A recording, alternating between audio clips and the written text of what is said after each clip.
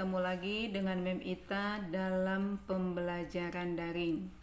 Kali ini kita akan membahas pembelajaran 6 dari tema 1 subtema 1. Artinya apa anak-anak?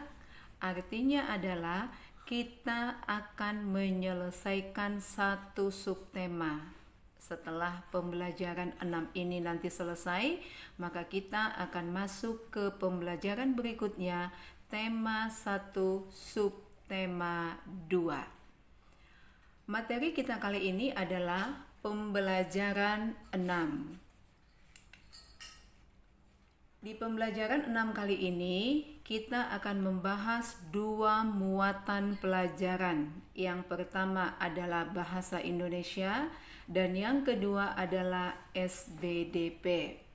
Di bahasa Indonesia, KD yang akan kita bahas adalah 3.1, yaitu menentukan pokok pikiran dalam teks lisan dan tulis. Tujuan pembelajaran kita ada 2. Yang pertama adalah anak-anak dapat menentukan ide pokok, kalimat utama, dan kalimat penjelas pada suatu paragraf. Dan pada SBDP, anak-anak dapat memahami jenis-jenis gambar ilustrasi. Coba perhatikan gambar yang ada di layar. Gambar apa itu? Ayo, siapa bisa jawab? Anak-anak Mem yang ada di rumah, siapa yang bisa menjawab gambar yang Mem tunjukkan di layar gambar apa? Supaya lebih jelas, Mem Ita kasih satu gambar lagi. Gambar apa itu? Iya, betul. Ini adalah gambar bunglon. Karena di muatan pelajaran IPA kita sedang mempelajari organ gerak hewan, maka pada muatan pelajaran bahasa Indonesia kali ini paragraf yang Mem Ita siapkan adalah paragraf tentang hewan. Jadi sekali lagi Mem Ita mau tanya, ini gambar apa sayang? Ya, ini adalah gambar bunglon. Di layar, Mem Ita sudah siapkan satu paragraf. Mem Ita akan bacakan, anak-anak mengikuti di rumah masing-masing. Bunglon merupakan salah satu hewan yang unik. Ia mampu beradaptasi di lingkungannya secara mimikri. Bunglon dapat mengubah warna kulit sesuai warna benda di sekitarnya agar dapat mengelabui binatang pemangsa. Jika bunglon dekat dengan dedaunan hijau, maka dia akan berubah warna kulit menjadi hijau. Jadi, paragraf yang Mem Ita berikan ini sesuai dengan gambar yang Mem Ita tampilkan di depan tadi. Nah, yang Mem Ita tampilkan tadi namanya adalah paragraf. Apa namanya anak-anak? Iya, paragraf. Paragraf adalah gabungan beberapa kalimat yang saling berhubungan dan memiliki satu ide pokok. Kita mundur. Ini namanya adalah paragraf. Satu paragraf. Ya, satu paragraf. Biasanya paragraf itu ditandai, diawali dengan garis yang menjorok ke dalam. Menjorok ke dalam itu artinya untuk memulai satu paragraf, kita harus memberikan jarak dan dimulai agak masuk ke dalam seperti ini. Nah, ini adalah satu paragraf. Satu paragraf ini terdiri dari beberapa kalimat yang saling berhubungan. Mem Ita mau tanya sama anak-anak di rumah, paragraf yang ada di layar terdiri dari berapa kalimat? Ayo coba dihitung, ada berapa kalimat? Ada berapa? 4 kalimat. Mem, kok 4? Mengapa paragraf ini terdiri dari 4 kalimat? Anak-anak perhatikan. Satu kalimat ya diakhiri sampai tanda titik. Berarti kalimat pertama adalah bunglon merupakan salah satu hewan yang unik. Itu satu kalimat. Biasanya setelah selesai satu kalimat, maka ia akan memulai kembali kalimat yang baru menggunakan huruf kapital. Kalimat yang kedua, ia mampu beradaptasi di lingkungannya dengan cara mimikri. Itu kalimat yang kedua. Kalimat yang ketiga, bunglon dapat mengubah warna kulit sesuai warna benda di sekitarnya agar dapat mengelabui binatang pemangsa. Itu kalimat yang ketiga. Dan kalimat yang keempat, jika bunglon dekat dengan dedaunan hijau, maka dia akan berubah warna kulit menjadi hijau. Jadi anak-anak sudah bisa ya, sudah paham bagaimana caranya menentukan satu kalimat. Diakhiri dengan tanda apa? Diakhiri dengan tanda titik. Kita next dulu ya. Nah, paragraf tadi adalah gabungan beberapa kalimat yang saling berhubungan dan memiliki satu ide pokok. Ide pokok itu apa? Ide pokok adalah gagasan yang menjadi pokok pengembangan sebuah paragraf. Gagasan yang menjadi pokok pengembangan sebuah paragraf. Ide pokok itu terdapat pada kalimat utama. Ide pokok terdapat pada kalimat utama. Mem Ita yakin di kelas sebelumnya, di tingkat sebelumnya, anak-anak Mem sudah pernah mempelajari apa yang dimaksud dengan kalimat utama dan kalimat-kalimat yang lainnya. Kali ini Mem Ita akan ulangi kembali, ya, sesuai dengan tujuan pembelajaran kita yang tadi. Nah, ide pokok disebut juga gagasan utama atau gagasan pokok. Jadi anak-anak tidak usah bingung ketika mendengar gagasan pokok, gagasan utama, itu sama dengan ide pokok. Dalam sebuah paragraf pasti harus ada satu kalimat utama dan beberapa kalimat penjelas. Kalimat utama itu apa? Kalimat utama adalah kalimat yang memuat ide pokok atau gagasan utama. Kalimat yang memuat ide pokok atau gagasan utama. Kalimat utama disebut juga kalimat pokok atau kalimat topik. Kalimat utama disebut juga kalimat pokok atau kalimat topik. Sekarang, sudah paham apa yang dimaksud dengan kalimat utama? Sudah, Mem. Sekarang kalimat penjelas. Kalimat penjelas adalah kalimat yang menjelaskan kalimat utama. Ingat tadi kata kuncinya. Kalimat utama ada berapa kalimat? 1. Kalimat penjelas ada berapa kalimat? Beberapa, artinya lebih dari satu kalimat.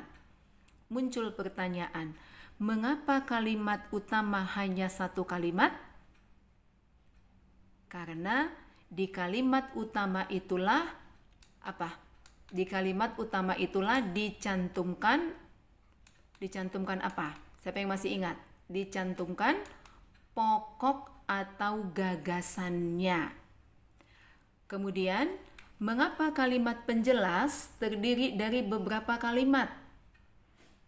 Kenapa kalimat penjelas terdiri dari beberapa kalimat?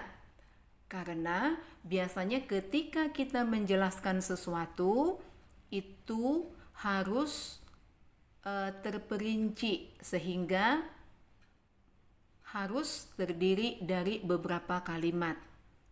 Untuk sebuah penjelasan itu harus terdiri dari beberapa kalimat. Supaya anak-anak lebih paham, Mem Ita akan kasih contoh. Ya. Ini contohnya. Mem Ita akan bacakan. Mamalia atau hewan menyusui adalah segala jenis hewan vertebrata yang mempunyai kelenjar susu.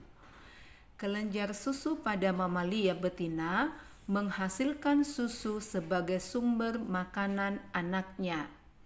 Contoh mamalia yaitu sapi, kucing, anjing, kambing, kelinci, dan lain-lain.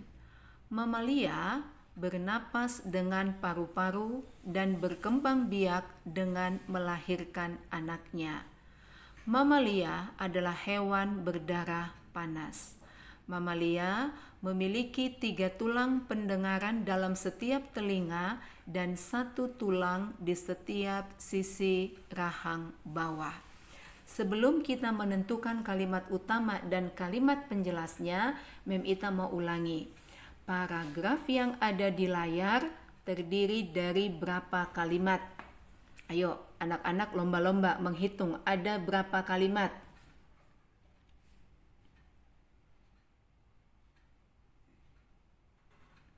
Ayo, siapa yang sudah menemukan ada berapa kalimat?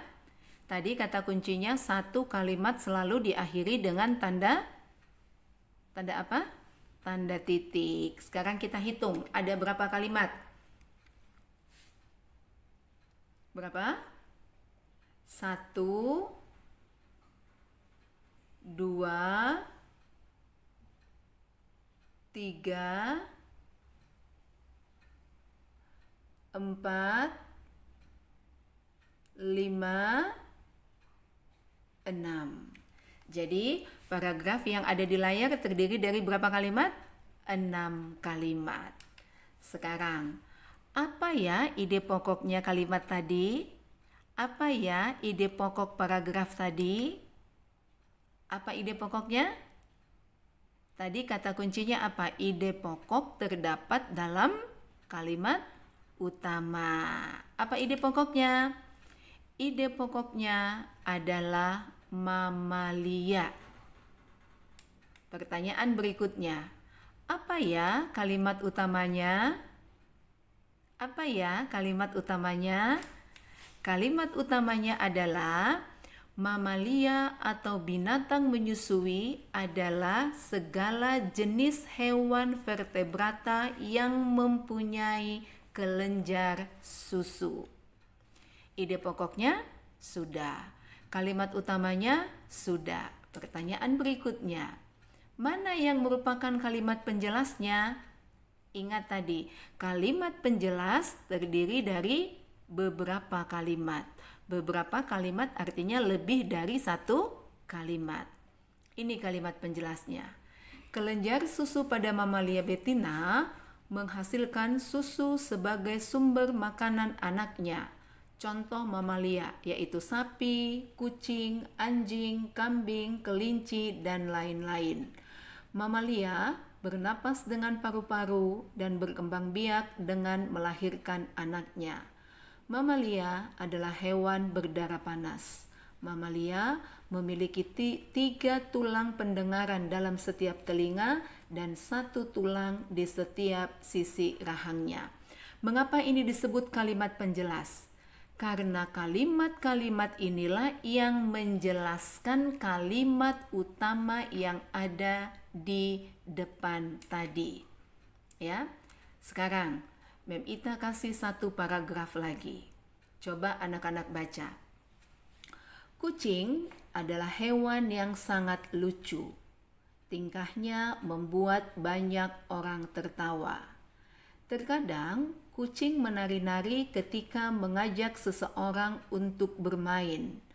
Kucing akan semakin lucu jika tidur dengan lelap di sofa. Ada berapa kalimat? Berapa? Iya betul, ada 3 kalimat. Berarti anak-anak mem yang ada di rumah sudah dapat menentukan banyaknya kalimat dalam sebuah paragraf. Ada 3 kalimat ya. Sekarang, apa ide pokoknya? Apa ide pokoknya? Mari kita perhatikan paragraf yang tadi. Perhatikan kalimat pertama. Kucing adalah hewan yang sangat lucu. Kucing adalah hewan yang sangat lucu. Pertanyaan mem, paragraf ini membahas tentang apa? Yang dibicarakan dalam paragraf ini apa? Kucing. Jadi, ide pokoknya adalah kucing. Ide pokoknya adalah kucing. Ayo, anak-anak mem Ita yang di rumah, yang termasuk kalimat utama dalam paragraf yang mana ya? Yang mana kalimat utamanya? Kucing adalah hewan yang sangat lucu. Mengapa kalimat kucing adalah hewan yang sangat lucu merupakan kalimat utama? Karena kalimat itu yang memuat gagasan utama atau ide pokok. Terus, kalimat penjelasnya yang mana, Mem? Kalimat penjelasnya adalah tingkahnya membuat banyak orang tertawa. Terkadang kucing menari-nari ketika mengajak seseorang untuk bermain. Kucing akan semakin lucu jika tidur dengan lelap di sofa. Kalimat ini yang menjelaskan kelucuan kucing. Tadi kalimat utamanya apa? Kucing adalah binatang yang lucu. Betul? Nah, kenapa kalimat ini disebut kalimat penjelas? Karena kalimat-kalimat inilah 3 kalimat ini yang menjelaskan kelucuan kucing. Paham ya anak-anak mem ya? Nah, mem Ita kasih satu paragraf lagi. Tikus merupakan salah satu hama yang dimusuhi oleh petani yang sangat merugikan. Beribu-ribu hektar lebih sawah di berbagai wilayah mengalami gagal panen disebabkan tikus yang memakan padinya. Tanaman lain seperti singkong juga tak luput menjadi korbannya. Bahkan buah petai Cina yang sudah tua habis digerogoti binatang ini. Tak hanya itu saja, bahkan binatang seperti ayam serta bebek pun diserang tikus. Ada berapa kalimat anak-anak? Ada 4 kalimat, pintar. Sekarang, ide pokoknya apa ya? Tadi, cara mudah menentukan ide pokok. Paragraf tadi menceritakan tentang apa? Tentang tikus. Jadi ide pokoknya adalah tikus. Kalimat utamanya apa ya? Kalimat utamanya adalah tikus merupakan salah satu hama yang dimusuhi oleh petani yang sangat merugikan. Itu kalimat utamanya. Kalimat penjelasnya yang mana ya? Kalimat penjelasnya adalah beribu-ribu hektar lebih sawah di berbagai wilayah mengalami gagal panen disebabkan tikus yang memakan padinya. Tanaman lain seperti singkong juga tak luput menjadi korbannya, bahkan buah petai Cina yang sudah tua habis digerogoti binatang ini.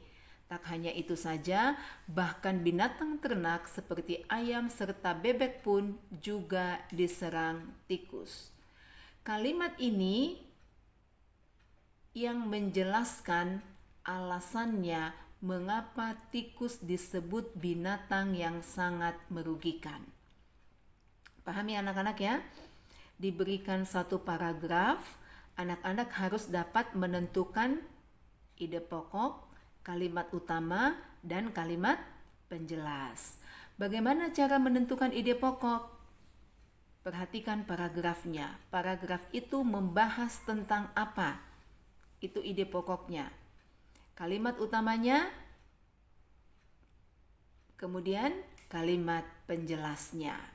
Jadi, Mem Ita yakin anak-anak di rumah sudah memahami bagaimana caranya menentukan kalimat utama, kalimat penjelas, dan ide pokok dalam sebuah paragraf. Sekarang kita lanjut ke muatan pelajaran SBDP dari KD 3.1 memahami gambar cerita. Memahami gambar cerita yang akan kita pelajari adalah gambar ilustrasi. Gambar ilustrasi adalah gambar yang digunakan untuk memperjelas, memperindah, dan mempertegas suatu gambar atau cerita. Jadi, ketika ada satu gambar atau ada satu cerita, perlu dibuat gambar ilustrasinya. Supaya apa? Supaya gambar atau cerita itu lebih jelas dan lebih indah. Kita akan mempelajari jenis-jenis gambar ilustrasi. Gambar ilustrasi yang pertama adalah gambar realis. Gambar realis itu apa? Gambar yang dibuat dengan keadaan yang sebenarnya. Realis itu dari kata realita, dari arti katanya adalah kenyataan atau keadaan yang sebenarnya. Jadi, gambar realis itu adalah gambar yang dibuat dengan keadaan yang sebenarnya. Contohnya, gambar siapa ini ya? Iya, betul. Ini adalah gambar mantan Presiden Indonesia, Bapak Habibie. Ini sesuai dengan kenyataannya, beginilah wajah beliau. Itu namanya gambar realis atau gambar yang ada di sebelahnya. Itu buah apa?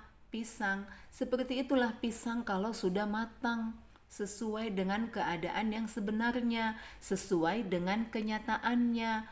Itulah yang disebut dengan gambar realis. Yang kedua, karikatur.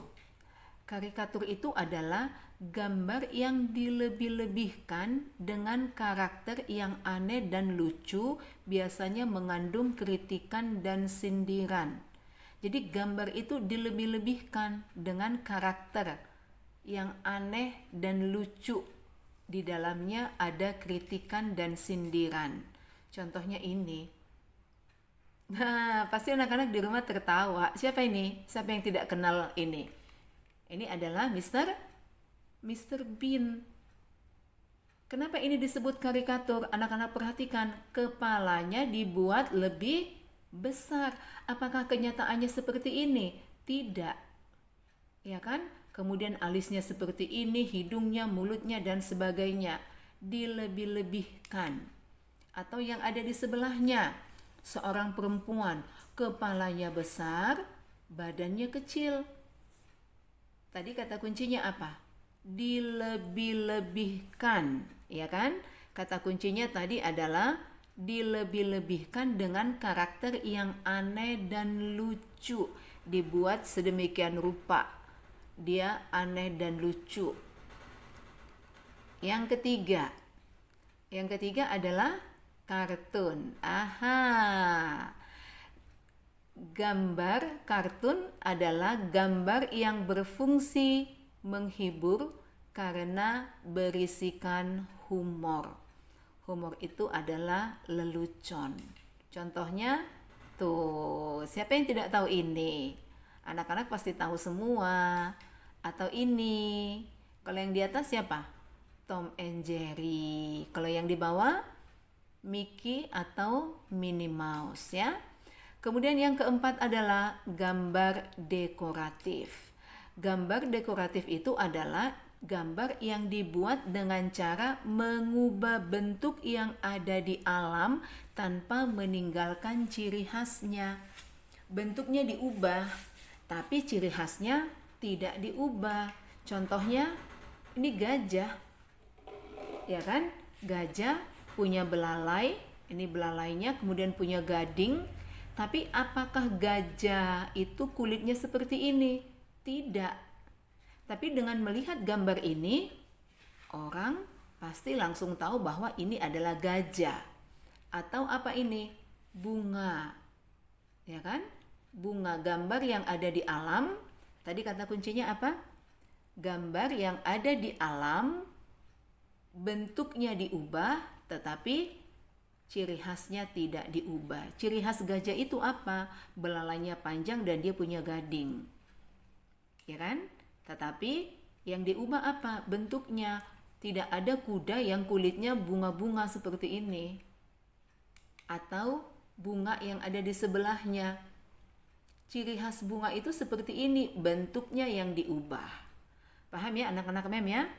Jadi kali ini di SBDP anak-anak pastinya sudah memahami apa yang dimaksud dengan gambar ilustrasi. Nah, apa kesimpulan pembelajaran kita kali ini? Kesimpulannya adalah yang pertama, paragraf adalah gabungan beberapa kalimat yang saling berhubungan dan memiliki satu ide pokok. Yang kedua, dalam sebuah paragraf terdapat kalimat utama dan kalimat penjelas. Yang ketiga, gambar ilustrasi berguna untuk memperjelas, memperindah, dan mempertegas suatu gambar atau cerita. Dan yang keempat, gambar ilustrasi terdiri dari gambar realis, karikatur, kartun, dan gambar dekoratif. Nah, anak-anak Mem Ita, sampai di sini pembelajaran daring kita hari ini. Sampai bertemu kembali di pembelajaran daring berikutnya. Terima kasih. Tuhan Yesus memberkati kita semuanya. Amin.